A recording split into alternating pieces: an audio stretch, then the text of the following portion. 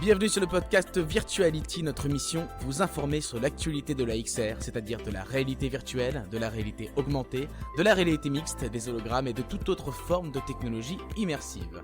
Et quoi de mieux pour en parler que de le faire pendant le salon Virtuality, le salon de référence de la XR en France, en Europe et en Amérique du Sud, où nous enregistrons actuellement pour écouter les éclairages de ceux qui font la XR. C'est parti. Et à mon micro, j'ai le plaisir de recevoir Adrien Sadaka. Bonjour Adrien. Bonjour David. Tu es fondateur de Timescope. Tout à fait. Et on voulait t'avoir au micro parce que vous êtes nominé avec Timescope dans l'award de meilleur hardware avec Timescope Mini.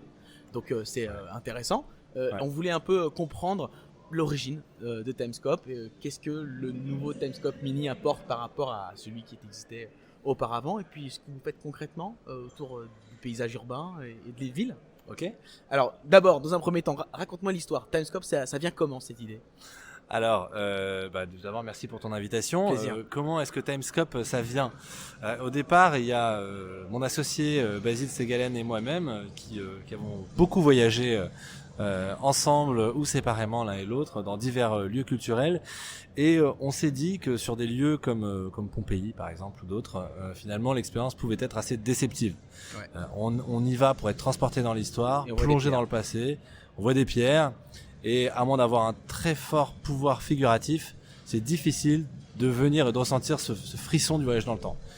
La réalité virtuelle au départ et aujourd'hui la réalité mixte, la réalité augmentée sont des opportunités pour faire vivre in situ des expériences géniales au public, notamment des expériences de voyage dans le temps. C'est quelque chose dont on va tous rêver. Oui. Voilà. Bien sûr. C'est maintenant possible. Donc c'est possible avec des jumelles en fait. Ça remplace concrètement les espèces de jumelles. On cherchait le mot en préparant l'émission, on se dit mais c'était quoi le mot des jumelles qui sont encore installées dans les villes où on peut voir de loin. Et là vous remplacez ça en fait. C'est vous ça. allez plus loin même. Alors en fait au tout départ vraiment on a commencé autour d'un service qui est destiné aux lieux qui accueillent du public et qui est effectivement un système de bornes qui permet au public de se téléporter in situ en réalité virtuelle dans le passé des lieux. Tout ça en libre service. Donc c'est un concept qui associe à la fois une solution hardware, la borne, et un contenu spécifique qui est une reconstitution historique en réalité virtuelle du lieu. Aujourd'hui, on fait pas que ça, on a une vision un petit peu plus large de ce qu'on fait. On travaille avec des acteurs qui ont du patrimoine, que ce soit un patrimoine historique, passé, bâti, détruit, ou encore un patrimoine naturel, ou encore même un patrimoine futur, à venir. Ah. Voilà. Et on les aide à valoriser ce patrimoine-là, à en exploiter pleinement le potentiel. Autour de différents enjeux, faire venir sur un lieu, faire vivre des expériences sur ce lieu-là qui sont vraiment saisissantes, ouais, et gérer les flux et des parcours visiteurs. Ce qui nous amène à développer à la fois des expériences de contenu, ouais, donc ça peut être des films de réalité virtuelle, des films de réalité augmentée, des films de réalité mixte, et également les devices, les solutions pour les diffuser auprès de leur public, ouais, donc des bornes, des Timescope outdoor, des Timescope mini, d'autres formes également de hardware. Alors justement, vous êtes nommé dans la catégorie des meilleurs hardware. Qu'est-ce qui, selon vous, fait en sorte que vous soyez nominé? C'est quoi la particularité du hardware de Timescope Mini? Voilà, on est très heureux d'être nominé. C'est top. C'est une reconnaissance pour le travail de R&D et le travail et la réflexion business qu'il y a derrière. La spécificité en fait du Timescope Mini, c'est que c'est un service. J'insiste sur le service, c'est pas qu'un hardware finalement, oui. Ça va même au-delà. C'est un service qui s'adresse aux espaces en intérieur, qui ont des enjeux d'accueil et d'expérience de visite, et qui veulent pas forcément mettre en place un système de hardware room scale qui va prendre 10 mètres carrés, nécessiter du staff pour l'opérer, avec un ton d'onboarding de clients qui est très long, ou alors même des grosses bornes d'arcade, voilà, qui ont leur usage mais qui s'adressent pas à tous peut-être les... qu'ils s'implantent pas forcément très bien dans des lieux historiques avec un patrimoine fort, quoi. Peut-être qu'il faut quelque chose qui prenne mieux dans des lieux historiques, et même au sens plus large dans des espaces d'accueil. Ça peut être des espaces d'accueil d'entreprise, ça peut être des lounges d'aéroport, ça peut être du retail, des magasins, et donc ces lieux-là, qui sont quand même très nombreux, ils ont besoin de quelque chose de très simple, très opérationnel, très efficace. tu arrives devant la borne, tu sélectionnes ton expérience, il y a très peu de friction, c'est-à-dire que tu as juste à sélectionner sur l'écran tactile une expérience et tu entres en immersion sans avoir besoin de te plugger quelque part, de choper des manettes, de te positionner, etc. C'est très simple, très smooth. Et donc très efficace. Donc je pense que c'est ça la force d'une Timescope Mini. Nous on l'a vraiment pensé pour ces espaces qui ont besoin d'une très grande simplicité dans l'accès à l'expérience. Ouais. Alors vous exposez où? Alors je comprends que le Timescope Mini ça peut être n'importe où à l'intérieur, contrairement au Timescope l'ancien, enfin qui existe toujours. On appelle Timescope One. One voilà. qui est plutôt sur l'extérieur. Ouais. Ou qui peut aussi être en intérieur, mais qui est dimensionné pour supporter des lieux publics à forte fréquentation. Où est-ce qu'on peut les voir du coup ces outils, ces devices? Alors dans pas mal d'endroits, on a une cinquantaine d'installés, voilà. On a une cinquantaine d'installés et donc par exemple pour prendre probablement un des plus proches ici de là où nous sommes, donc il y en a un au 104 dans la cour d'accueil, dans le hall du 104, mais il y en a également à l'Arc de Triomphe, tout en haut de l'Arc de Triomphe, à Tour Montparnasse, Galerie Lafayette. Donc c'est plutôt la ville dans ce cas-là, c'est la ville ou les monuments qui sont vos clients. Alors nos clients dans ce cas-là, ça dépend des cas. Dans la plupart des cas que je t'ai cités, ce sont plutôt les lieux, donc les monuments.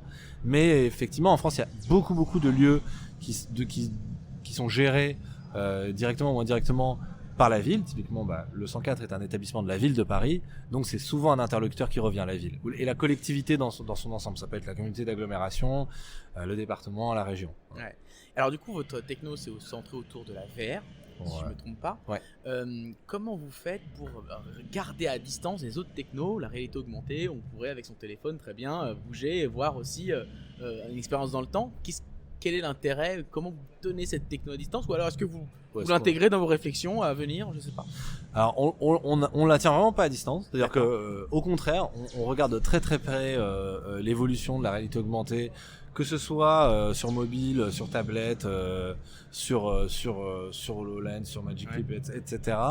On n'a pas vocation du tout à s'enfermer aujourd'hui exclusivement sur une forme de techno. On considère que pour nos clients, c'est la techno qui est la plus mature pour répondre à leurs objectifs aujourd'hui.